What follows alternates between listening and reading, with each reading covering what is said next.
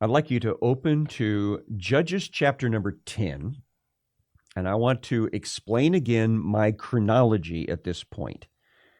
I believe that after the 3 years of the tyrant Abimelech, once he died and was out of the way, we have two judges that arise very quickly, contemporaneously, one on the east side and one on the west side of the Jordan Valley.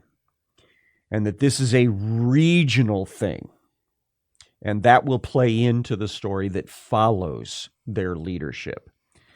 Chapter 10 says, after Abimelech, there arose to save Israel Tola, the son of Puah, son of Dodo, a man of Issachar. So Issachar is the tribe that is up in the Galilee region on the west side of the Jordan, in Israel proper. He lived at Shamir in the hill country of Ephraim. So he actually lives and apparently serves down in the region where Abimelech has just been causing all his trouble, down not too far from Shechem. And so he judged Israel 23 years. Keep that number in mind. Then he died and he was buried at Shamir. Now, after him, and I think it means shortly after he began, there arose Jair the Gileadite, who judged Israel 22 years. So I believe Jair starts serving in Gilead a matter of days, weeks, or months after Tola begins serving in Ephraim. And so they've got both sides of the Jordan covered. Now, this guy, Jair, he had 30 sons. So he's not a spring chicken, obviously. These are adults who rode on 30 donkeys, and they had 30 cities called Havaot Jair, or the cities of Jair, to this very day, which are in the land of Gilead. So apparently, Jair divvies up leadership amongst his relatives, his sons, through the region in the area along the eastern shore of the Jordan Valley. Now, Jair died, and then he was buried at Kamon. The next verse follows up with the typical pattern we've been watching. Once a leader dies, we have a breakout of sin. Verse 6, the people of Israel again did what was evil in the sight of he who is, and served the Baalim and the Ashtaroth. So that's the two gods, male and female, of the Canaanites that are represented by idols at a whole bunch of different sites. And so that's why it's always plural here. But this is the power couple in the pagan divine world. And the Israelis start worshiping them. These are the gods of Syria, the gods of Sidon, the gods of Moab, the gods of the Ammonites, the gods of the Philistines. So they're picking up the pantheon of all these different ethnic groups that God told them, don't do that. But the power couple at the head of all these pantheons is Baal and Asherah. So they forsook he who is and did not serve him. So the anger of he who is was kindled against Israel, and he sold them into the hand of the Philistines. That would be on the west side of Israel, down on the Mediterranean coast, and into the hand of the Ammonites. That's on the east side of the Jordan. Gilead is along most of the eastern side of the Jordan Valley, and on the other side of Gilead is the Ammonite territory.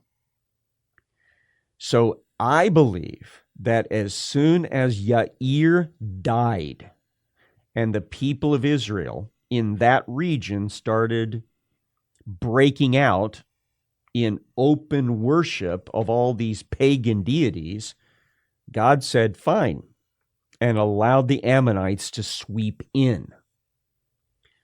And so it says, the anger of he who is was kindled against Israel. He sold them into the hands of the Philistines and into the hand of the Ammonites, and they crushed and oppressed the people of Israel that year.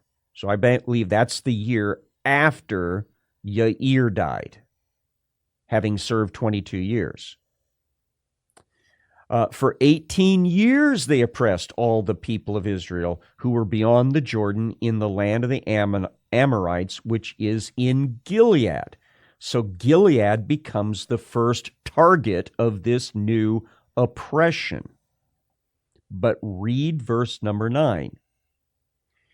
And the Ammonites crossed the Jordan to fight also against Judah and against Benjamin and against the house of Ephraim, so that Israel was severely distressed. I believe that happened the following year, once Tola died, and the Ephraimites and the Judeans and the Benjamites started misbehaving. And God said, fine, and allowed the Ammonites to sweep westward across the Jordan Valley and into Israel proper. And so this Ammonite invasion of both eastern Israel and western Israel takes hold for 18 years. Verse 10. The people of Israel cried out to he who is, saying, we have sinned against you, because we've forsaken our God and have served the Baalim. And he who is said to the people of Israel, apparently through a prophet, did I not save you from the Egyptians and from the Amorites, from the Ammonites, from the Philistines? The Sidonians also, and the Amalekites, and the Maonites oppressed you, and you cried out to me, and I saved you out of their hand. So God goes back into history and says, haven't we been down this path before where you cried out to me, and I helped you escape the oppression that was happening against you? Verse 13. Yet you have forsaken me and served other gods. Therefore, I will save you no more. You go and cry out to the gods whom you've chosen. Let them save you in the time of your distress. That kind of echoes a little bit of what Joshua said before he passed on, where he challenged them. Make up your mind. Are you going to serve the gods that your forefathers served in Mesopotamia or down in Egypt, or the gods of the peoples of Canaan? Or are you going to serve the real God?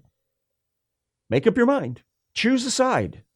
But as for me and my house, we're going to be serving he who is. Well, here's God saying, you guys chose a side. Stick with it. See whether or not those gods and goddesses can get you out of the scrap that you're in right now with the oppression of the Ammonites. Verse 15. The people of Israel said to he who is, we have sinned.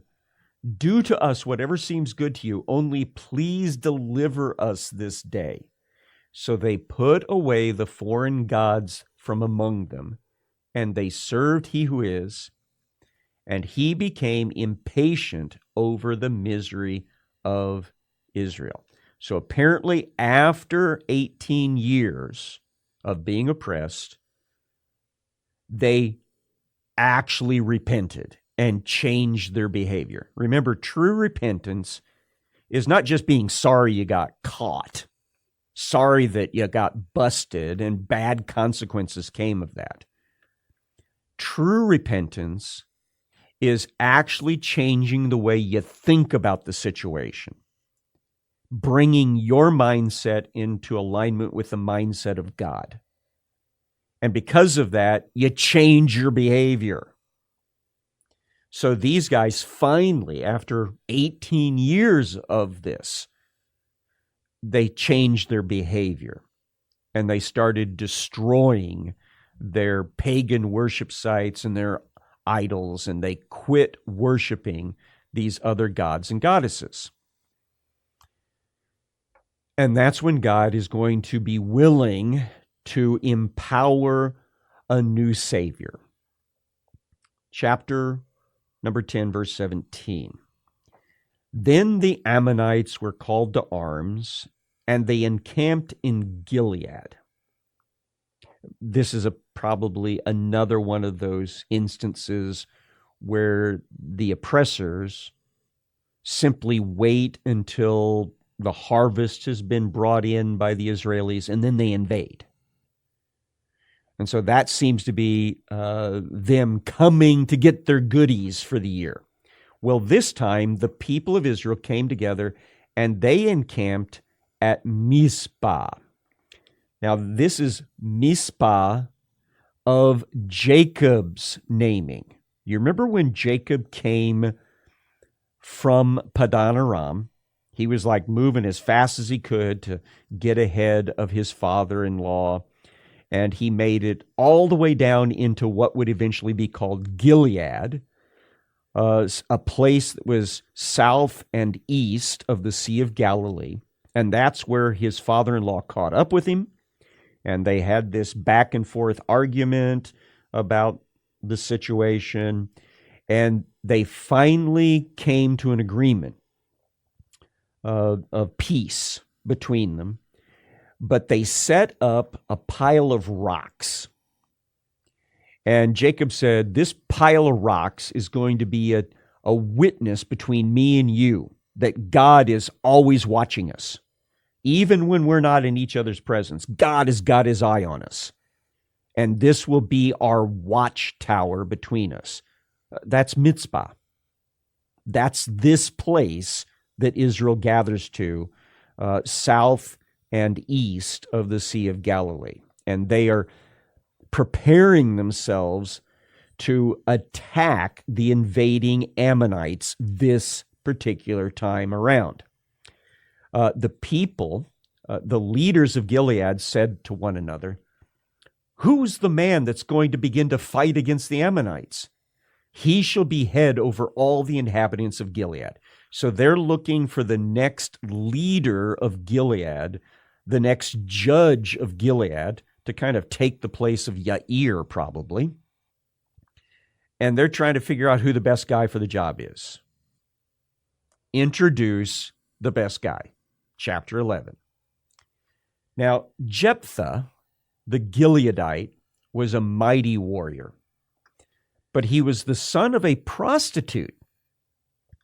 Gilead was the father of Jephthah. Gilead's wife also had borne him sons, and when his wife's sons grew up, they drove Jephthah out, and they said to him, "You shall not have an inheritance in our father's house. You're the son of another woman." And so Jephthah fled from his brothers and lived in the land of Tob, which, let me check that. I was going to check it ahead of time. That's what I thought. Tob is the way that it's representing the Hebrew word for good. So Jephthah was an illegitimate son of this man named after the region, Gilead. As he grows up and his half-brothers who are legitimate grow up, they have a falling out. And they basically say, "You're not a real son. Get out of here. You can't have any of the inheritance from dad when he dies. Leave." So he does.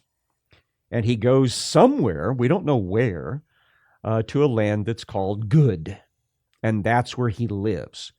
But he becomes kind of like a warlord. Worthless fellows collected around Jephthah and went out with him. So he gets a bunch of guys, sons of Belial is the term that gets used here, troublemakers, and they live kind of a rough life. Verse number 4. After a time, the Ammonites made war against Israel. That's the time period we're talking about right now. It's after they've been under the Ammonites for 18 years, and now they're going to fight back, and they need somebody to lead them.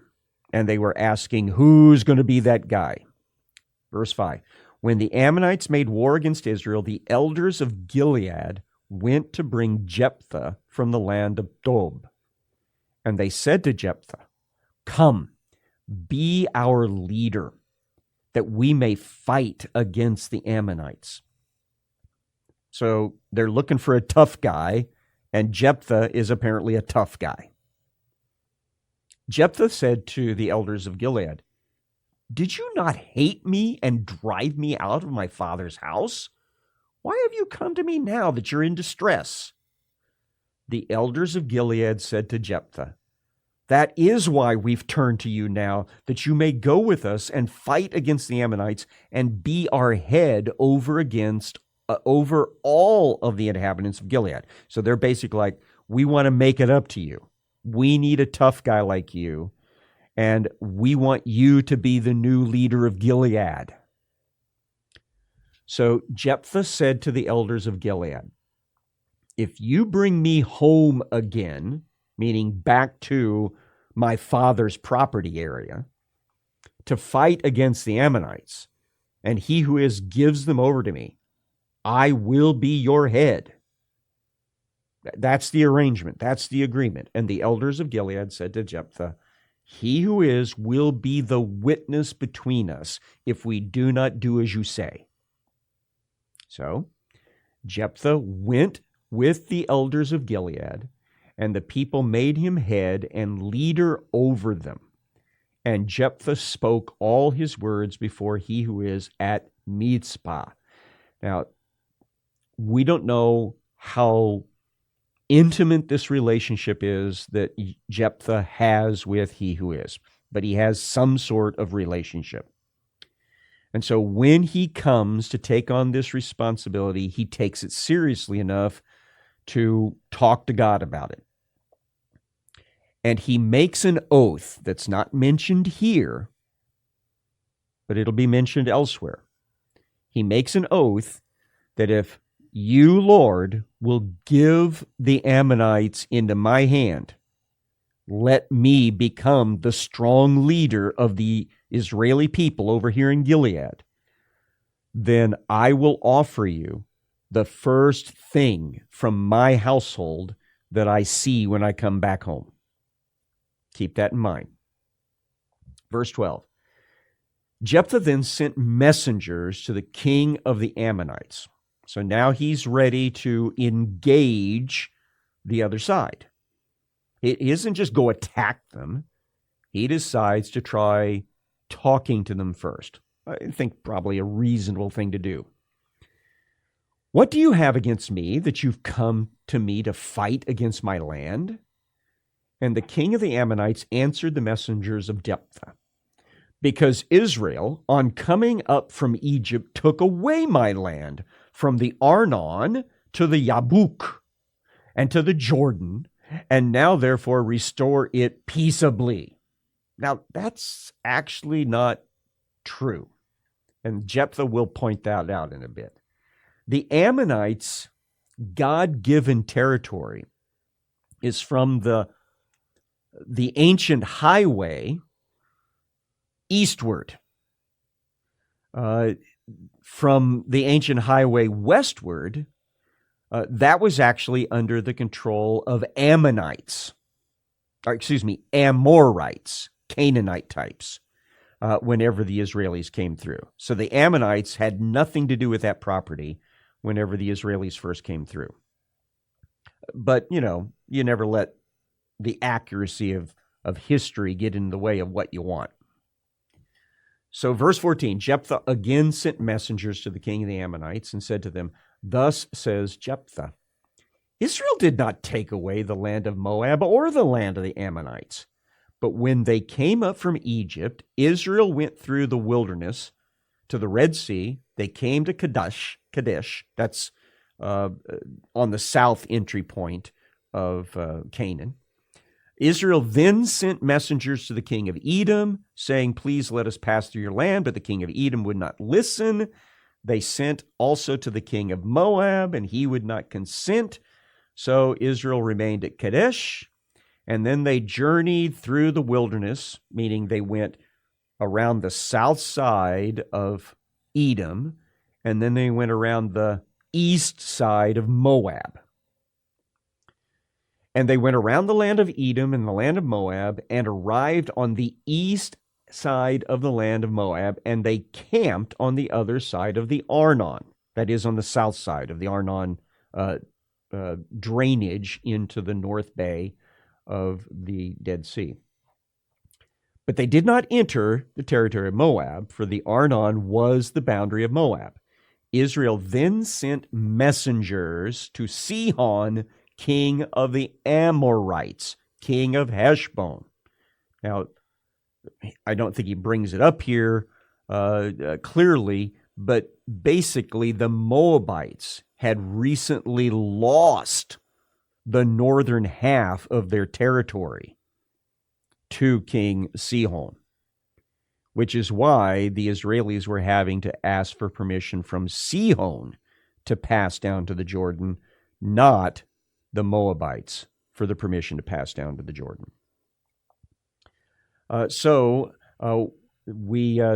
Israel sent messengers to Sihon, king of Ammonites, king of Heshbon, and Israel said to him, "Please let us pass through your land to our country." But Sihon did not trust Israel to pass through his territory, so Sihon gathered all his people together and encamped at Yahaz and fought with Israel. And he who is, and he's using the divine name here, that's important. He who is the God of Israel gave Sihon and all his people into the hand of Israel, and they defeated them. So Israel took possession of all the land of the Amorites who inhabited that country. And they took possession of all the territory of the Ammonites from the Arnon to the Yabuk, and from the wilderness to the Jordan. And then he who is the God of Israel dispossessed the Ammonites from before his people Israel. And are you to take possession of them? So basically he says, you understand, historically, our God, he who is, defeated the Amorites that had control of this territory that's now known as Gilead and gave it to our ancestors. This is God-given land here. What makes you think that you should be able to have it? Then he says this, verse 24, "Will you not possess what Chemosh, your God, gives you to possess? And all that he who is our God has dispossessed before us, we will possess." Chemosh is their twisted, the Moabite and Ammonite twisted version of the God who destroyed Sodom and Gomorrah, the true God. They have some really weird worship practices with them. But Jephthah's point is, if your God has given you your land, it's yours. Nobody else gets to take it without his permission. Well, guess what? He who is gave this land to us. Nobody else gets to take it. Verse 25, "Now, are you any better than Balak, the son of Zippor, the king of Moab? Did he ever contend against Israel? Or did he ever go to war with them?" Basically, Moab couldn't even take it from us, even though they tried to use surreptitious means of doing so.